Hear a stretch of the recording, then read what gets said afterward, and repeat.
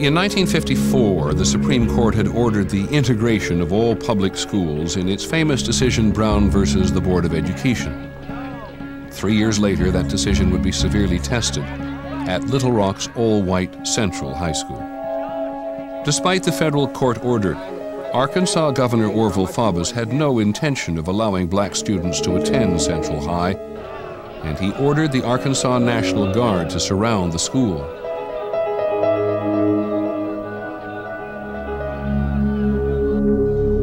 On September the 3rd, Melba Bees and 8 other black students walked towards Central High.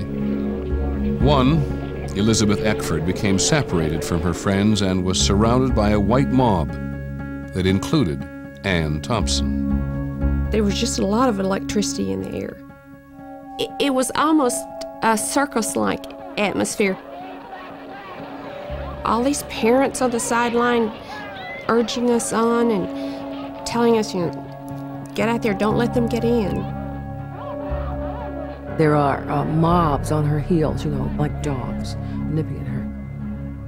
The policemen are watching this. Every time she tries to step between them, they close ranks on her. If Central High was to be integrated, it would have to be by order of the president. Eisenhower was at first reluctant to interfere. His record on civil rights was not a good one until 1957, in the crisis at Little Rock. And there, a fundamental question was dealt with.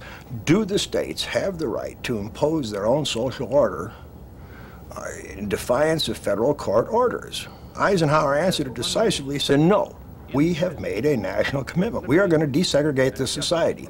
And if it takes the 101st Airborne to do it, so be it.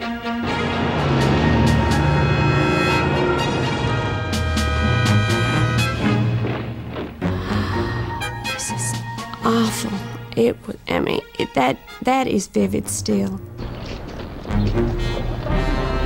I could just see Little Rock just being in a state of siege by the troops,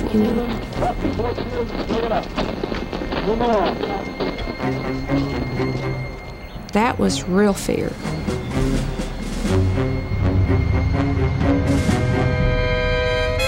Three weeks after the Little Rock Nine were turned away from Central High, they returned, accompanied by troops of the 101st Airborne. We're all in an Army station wagon, machine gun mounts. It's a pretty heady day. It's not what everybody gets to go to school. You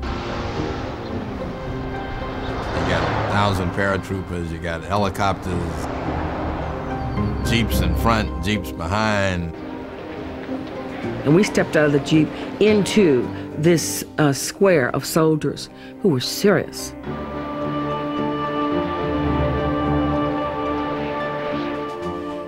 As I walked up the steps that day at Central High School, I can remember the click of the leather boots on those stairs. And I remember being so impressed by who they were. These are Americans. I'm an American. And so the first time I get the feeling that there is hope, that there is a reason I salute the flag, that this is what America is about. I felt that Little Rock would never be the same again. We would never know life as we've known it again, because 9 people walked into a school building.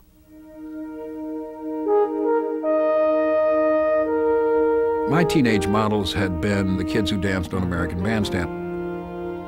And all of a sudden come the Little Rock Nine.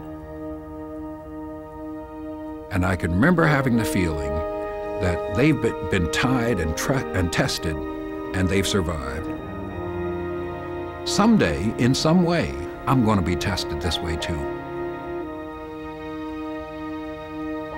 So I think when the movement comes along in the 1960s, I'm ready for it.